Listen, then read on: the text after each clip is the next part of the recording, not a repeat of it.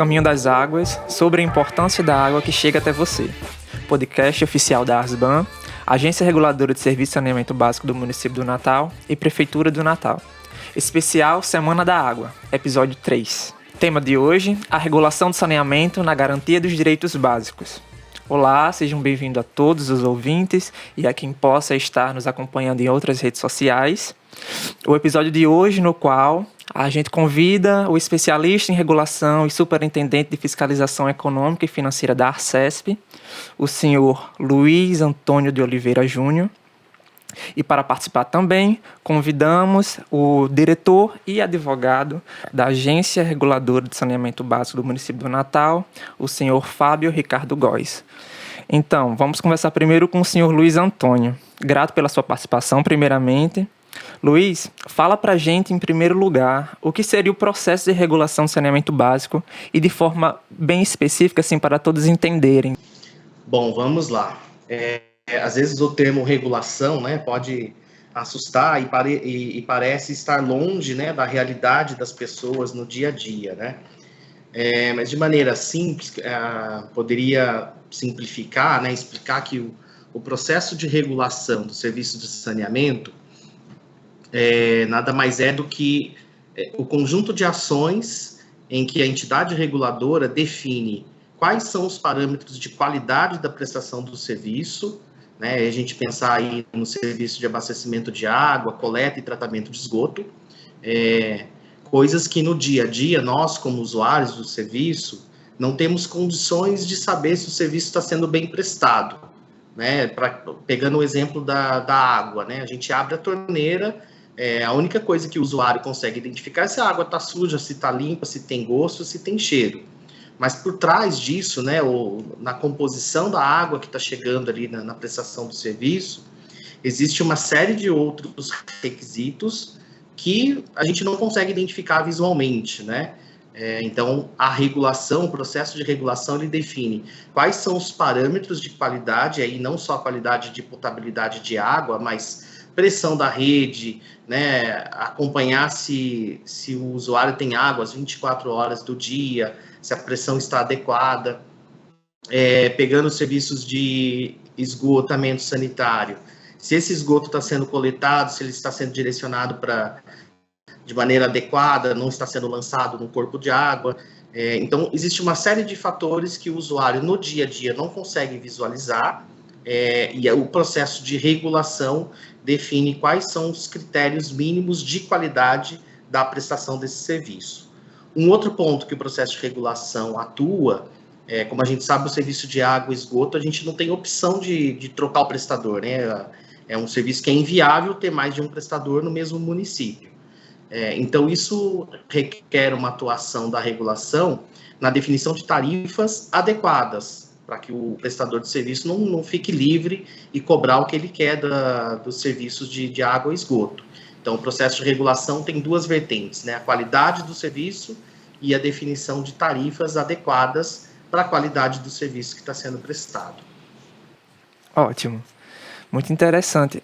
Me fala também para a gente qual a atuação das agências reguladoras frente à fiscalização da qualidade das águas e da preservação dos mananciais. Perfeito, esse tema também é bem interessante, ainda mais, né, na época que estamos, né, comemorando aí a Semana da Água.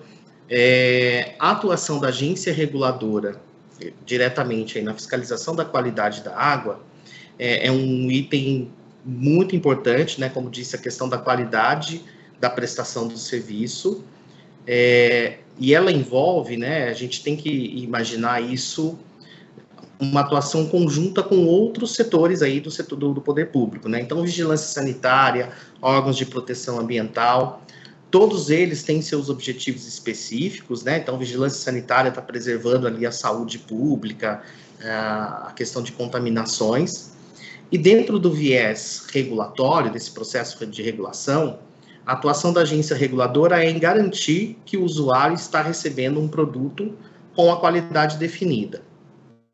A agência reguladora, ela tem a competência de definir, né, como eu disse, normas de qualidade, mas especificamente para potabilidade de água, essa responsabilidade é do Ministério da Saúde. Então, ele publica lá uma portaria específica contendo quais são os requisitos mínimos de qualidade da água, e é esse instrumento, né, que a agência reguladora adota como referência para a qualidade, para aferir a qualidade da prestação do serviço.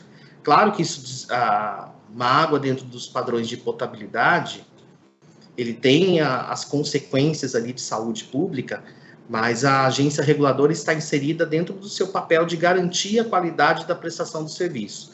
Então, o usuário está comprando um serviço, vamos dizer assim, a grosso modo, ele compra ali a quantidade de água que ele está consumindo e a fiscalização da potabilidade de sentido de ele estar recebendo uma água dentro dos padrões adequados. Então, é um papel muito importante que a agência reguladora desempenha, né, nessa atuação de fiscalização, mas ela não está sozinha, né? Então, esse é o grande esforço aí que tem que existir de uma atuação conjunta e soma de esforços, né, com vigilância sanitária, com órgãos de proteção ambiental, e esse papel importante que a agência reguladora tem na defesa aí, né, da qualidade dos serviços e garantir ao usuário que ele está pagando por um produto de qualidade no seu dia a dia. Trazendo agora para uma realidade mais local, vou pedir a participação de Fábio nesse momento. E eu gostaria de saber de você, Fábio, quanto a essa gestão da regulação local, nesse contexto em que estamos enfatizando as águas subterrâneas, que é o nosso tema desse podcast principalmente, e o tema dessa Semana da Água que estamos contribuindo através desse programa. Queria saber qual o papel da agência reguladora do município e quais os princípios e desafios. Com relação a esse tema que estamos trabalhando esse ano, tem uma importância, considerando numa escala, né, do mundo, mais da metade da água potável do mundo vem das águas subterrâneas, do subsolo, e aqui em Natal não é diferente. Então, para a gente se ter uma ideia, nós temos aí os mananciais, as nossas lagoas que abastecem a cidade, exemplo, na região norte, a Lagoa de Extremóis, e aqui na região sul, com a Lagoa do Jiqui, aqui entre o município de Parnamirim e Natal. E aí, essas águas, elas são, juntamente com os poços, que vêm da água subterrânea, vêm suprir a demanda de água, porque não há vida. Para se ter vida, temos que ter água para o nosso dia a dia, como o Luiz falou, para a gente ter água na nossa torneira, dentro de um padrão de qualidade, tem que ter quantidade e qualidade. E, para se ter uma ideia, nós temos aí mais de 200 poços na cidade que vem suprir essa demanda para abastecer, né, aos usuários com água que a gente precisa no dia a dia para tomar um banho, para beber, para cozinhar nossos alimentos, e aí daí a importância, não só em quantidade, mas em qualidade. Por outro lado, as águas subterrâneas, pouco se fala sobre a importância. E como é que está a qualidade de água? O Luiz lembrou muito bem do papel da agência reguladora como órgão que ajuda a organizar um serviço público essencial nas pessoas. Relacionar a água com saneamento, considerando hoje que a ONU reconhece que o saneamento é um direito fundamental humano, nosso, né? É um direito de todos. E aí, como é que está? Nós temos água para garantir a nossa qualidade de vida, né? Então, aí, são algumas questões que nós estamos trabalhando nessa Semana da Água, sobre a importância, dando um destaque a essas águas subterrâneas que passam desapercebidas. E aí, considerando em Natal, por exemplo, na Zona Norte, 70% das águas vêm da Lagoa de Extremóis, mais 30% de poço. Já aqui na região sul, leste e oeste da cidade, já a coisa muda, inverte. Então, 70% do abastecimento do Potengi aqui até Ponta Negra vem das águas do subsolo, das águas subterrâneas. E aí nós temos diante de uma problemática, a questão, por exemplo, do nitrato, né? Então, apesar de Natal ter um padrão de qualidade de água boa, mas hoje a gente tem problema de contaminação, por exemplo, por falta. Apontam os pesquisadores e estudiosos que dentro do problema aqui em Natal temos a contaminação do lençol subterrâneo de águas pelo nitrato. E aí de onde vem a maior parte do nitrato que tem prejudicado as nossas águas subterrâneas? Apontam os estudiosos em função da falta da rede de esgotamento sanitário. Então, os nossos efluentes têm, do jeito que Natal tem um potencial de captação de água do subsolo, por outro lado, por falta de esgoto, você tem o problema de contaminação de carga orgânica para essas águas. E aí daí a importância do papel da agência reguladora, tanto na questão de que a água que é servida em Natal tem que estar dentro de um padrão de potabilidade, Sim. daí a importância do consumo humano, e aí a agência, no seu papel de organizar esses serviços de abastecimento de água, de esgotamento sanitário e de drenagem de água de chuva, e a questão do lixo também, são temas que são voltados para a questão do saneamento e que se relacionam diretamente com a qualidade de água. Nessa perspectiva de regulação da agência, no seu papel de organizar o serviço, tem a necessidade de normatização. Então, observando, instituímos uma resolução que trata do programa de monitoramento da qualidade de água. Então, como é que estão esses padrões de potabilidade? Então, isso é uma exigência que a regulação vem para quem presta o serviço. No tocante à questão da questão da regulação econômica, você imagina que a gente paga um serviço nosso, nós que somos usuários, para ter água em casa, pagamos uma tarifa. E aí essa tarifa precisa ser acompanhada. É justo o valor? O serviço está sendo prestado com qualidade? E aí essa tarifa, além de a gente pagar para se ter aquela água tratada, tem também a garantia dos investimentos. Se alguns problemas que nós temos para poder ofertar esse serviço precisa de investimento, então, se a questão, por exemplo, a falta de esgoto contamina o solo, o subsolo e as águas, precisamos implantar a rede de esgoto.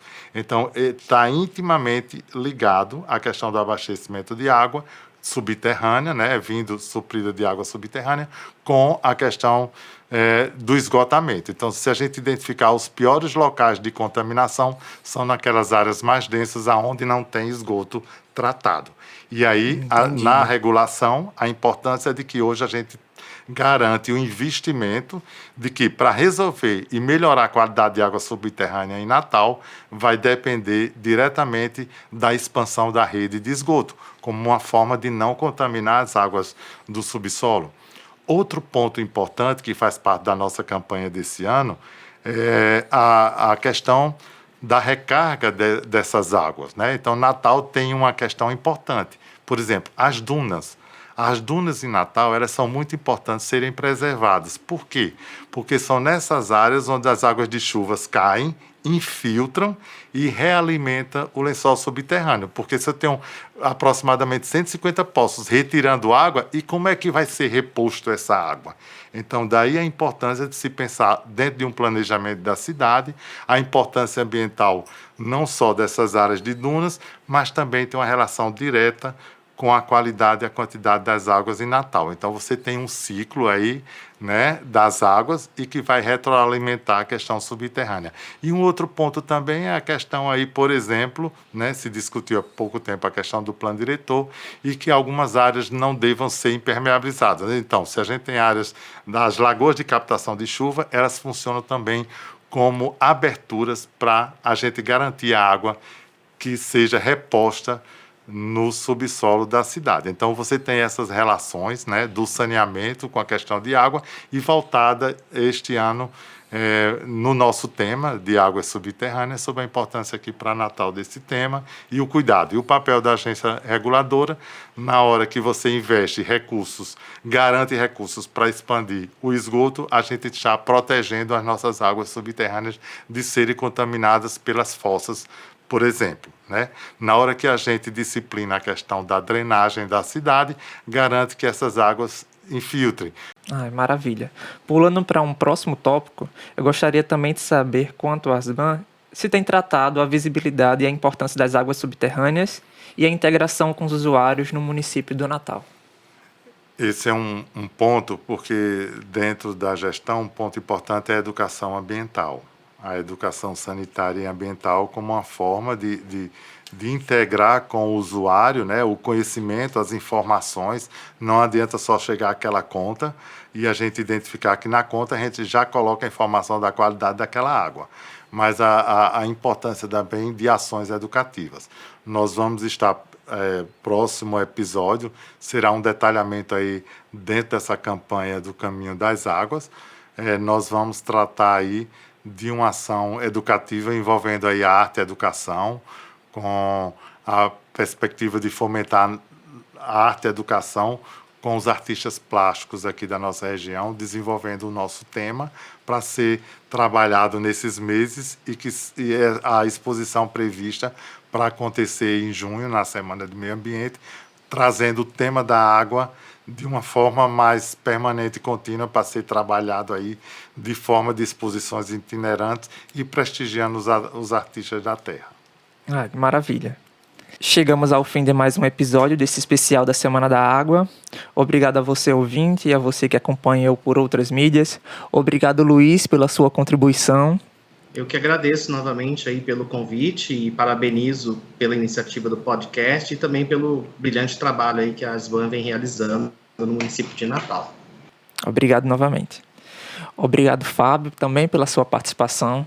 Eu agradeço a atenção aí de participar nesse podcast e aí num tema de bastante voga.